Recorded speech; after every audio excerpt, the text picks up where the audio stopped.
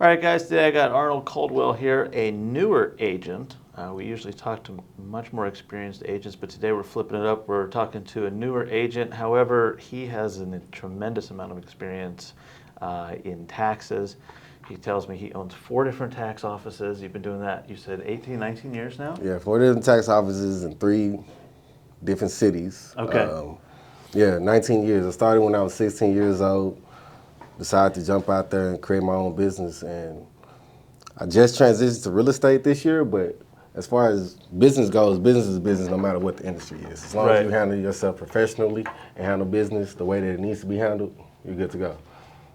And why did you decide to go from obviously a successful tax business in multiple cities into real estate? Is that something you saw a way to add to your income? Yeah, it's definitely a way to add revenue. So tax season is generally 4 months out of the year, right? So you got between January to April to try to maximize as much income as you can within those 4 months. Mm-hmm. The rest of the year, you either make enough money to cover your expenses for the rest of the year, or you're gonna have to go get a job, right? Jumping into real estate, you're still an independent contractor. You're still working for yourself. You're still building a business for yourself, just outside of the tax season realm, right? So for the other 8 months, what am I gonna go do? Mm-hmm. Back when I was in college, I used to go and bartend, right? So that'll cover me, but getting a little older now, so I can't really just jump out there and go bartend anymore. So decided, hey, let's jump into real estate because I can sell houses throughout the complete entire year, or if I need to take a step back, I'm able to take a step back from that also. Okay. Yeah. And then you're newer to it, you've sold 1 house. I want to know that first, walk me through that first experience, what it was like, the emotions, was it like finally the work I've been doing is finally paying off? Yeah. Was it relief? Was it pure excitement? What was that emotion like for you? So when I decided to transition to real estate, I had initially took my classes about 6 years ago, right? And this year I just finally said, hey, let me go ahead and finish, right? So I went ahead and finished, and I just so happened to be lucky to run into Century 21, and they have a very strong training program. They have a very strong training program. They have a very strong mentorship program. So when it came to the actual knowledge of doing real estate, I had a lot of support.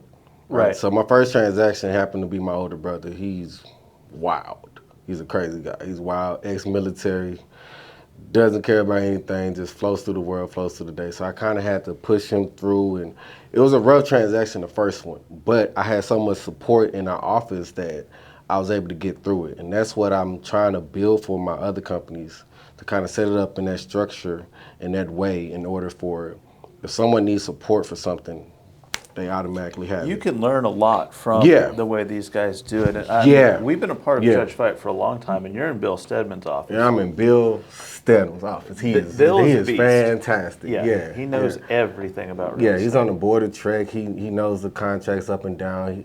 It's no question that I can ask him that he's not going to give me an answer to. Right. And it's not a question that I can ask him that he's not going to give me an answer in a positive way. Right? It's never that they're upset or they're delayed or they're annoyed by my question, because I ask a lot of questions, right? Because this is something completely new for me. This is a complete new industry for me, so I have to ask a lot of questions in order for me to be the best of the best in this industry. Bill will answer them all, right? He'll lead the way, he'll answer them all. So yeah, now, like I said, that was a blessing in order for me to walk into that office at that time, because I wasn't even looking for Century 21 when I went over there. I just got my license. I was looking for RE/MAX. I couldn't find a RE/MAX, so I ended up walking to the Century 21 and meeting him, and just based off his confidence, his knowledge, the setup that they have, the systems that they have in place, I knew that would be the place for me. Yeah, and Bill's responsible for a lot of training. Within not just your office, but within the Judge Fite network. And Judge Fite has, I think, they're close to 30 offices now. Yeah. So they're all over the place. So yeah, you're getting one of the trainers for one of the biggest real estate single-owned companies in Texas. Yeah. Definitely the biggest Century 21 I know of in Dallas. And that gives me confidence, right? Because since I'm a new realtor, a lot of people don't have enough confidence to really just go out there and go talk to people and be confident in real estate.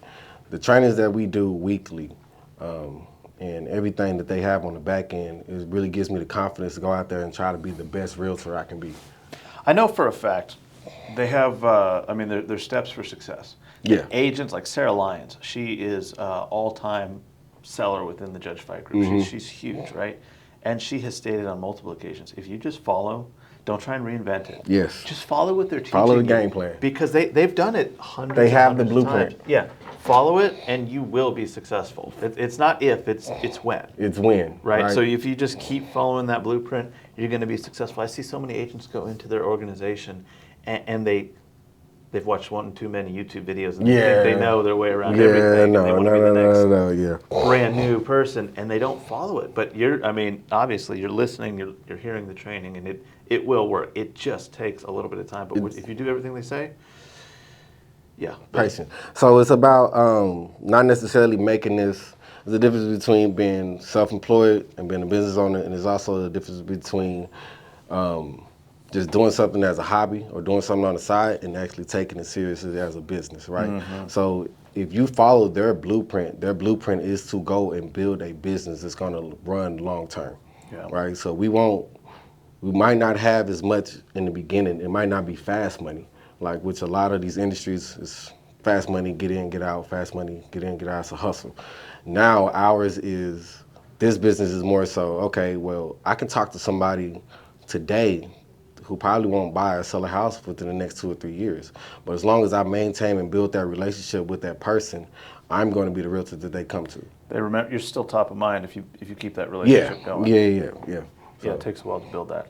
And then you have a little bit of a built-in, I don't want to call it a cheat code, but you have hundreds of clients with your taxes that you can leverage. I can leverage. So initially I thought that I was going to be able to, because my home base for my tax company started in Houston, right? Mm-hmm. So I have about 500 clients. I can't necessarily sell houses down in Houston because geographical competency. Right. So I can refer people to that. So it's kind of, That's another way to build a book of business, though. Yeah. So initially I was going in thinking I was going to flip my clients to, hey, let's buy and sell houses. I already have your information. You trust me with your taxes. You can trust me to buy a house. You know the process. You know my professionalism. We can move forward from there. But now I'm really focused on, let's build something here in the immediate geographical area. So I'm kind of like in a rebuilding stage as far as this business comes, because like it's building from the ground up.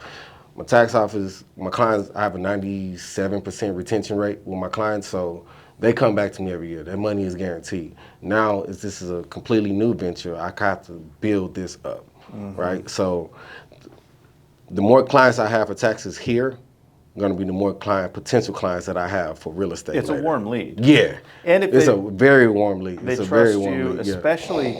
I mean, that's an area of competency that most people don't have is within taxes. That's why they go to an accountant. Yeah. Right. So you have that built-in trust, and you understand things that maybe are going to be a challenge for them in a real estate transaction. Yeah.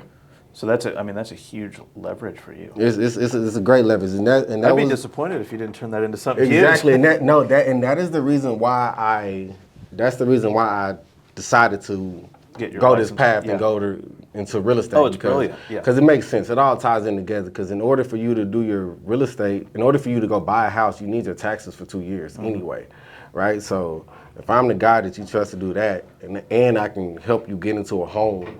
Or we can look at your taxes this year and say, hey, well, we need to do something this year or the next year in order for it to change, in order for you to qualify to go get a house next year. You're going to need to bring up your income this amount. You're going to need to go do this. You need to go work on this in order for that. So it's more so, like you said, it's a warm lead that I can build relationships for a long term and help people. Oh, definitely. You know what I mean? So it's a big help to a lot of people. They're scared of the IRS. They're scared of real estate. Yeah. Right? They're scared of the process, right? I know the process. I've fought against the IRS plenty of times within these 19 years. As long as you handle your business and handle your paperwork, because I'm a neurotypical kind of guy, right? I'm all paperwork, all numbers, because I'm an accountant. So as long as you handle the back end business of it and handle what you're supposed to handle on a daily basis, you're good to go. Right. You're good to go. Obviously, yeah. If you create a plan, do what you have to do. That scares a lot of people, though. It does. It does. So a lot of people. I have an accountant. I trust him. I'm not doing it. Yeah. I don't do my own accounting anymore. You know what I mean? Because I don't want that in my hand. I'd rather go teach other people, hey, this is how you do it. This is how you build your life, because it's better for everybody's lives, right? So the first thing that I learned in business school was, if you don't know your accountant, you don't know your business, right? Because if you don't know the numbers of what's working and what's not working, then you can't, as a manager, make a decision for your business to go forward, right? So you need the numbers first, then you go to management to make a decision, and management goes to marketing to see what we can put out, right? Exactly. And then marketing is going to tell you this works or this works, but that goes back to accounting. So it's a full circle type of thing. We do these character assessments for everyone involved in our business. Yeah.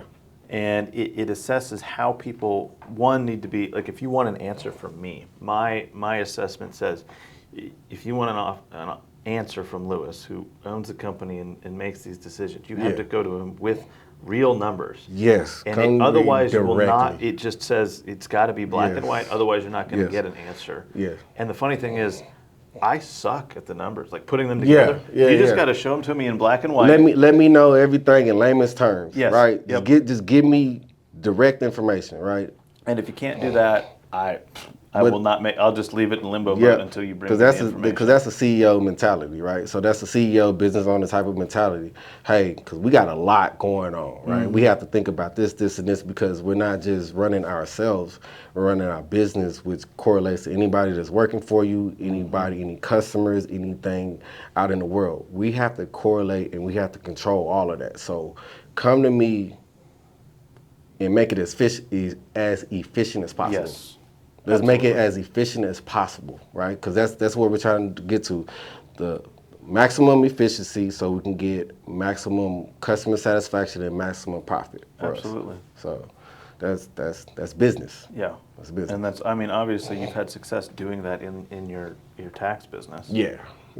What is it called, by the way? Smart Tax. Smart Tax. Smart Tax. So Arnold Caldwell, the Cowboy Realtor, as far as real estate, Smart Tax is my company that I started in college. So initially, when I started the company, I used to set up booths in my college, right? So I would set up booths in the student center just to go get clientele. Like, a lot of people don't know, when it comes to business, if you don't tell someone that you're in that business, they're not gonna use you. They're not gonna know. Nobody can guess. Nobody can look at you and read that, hey, he does taxes. Hey, he does inspections. Hey, he does this.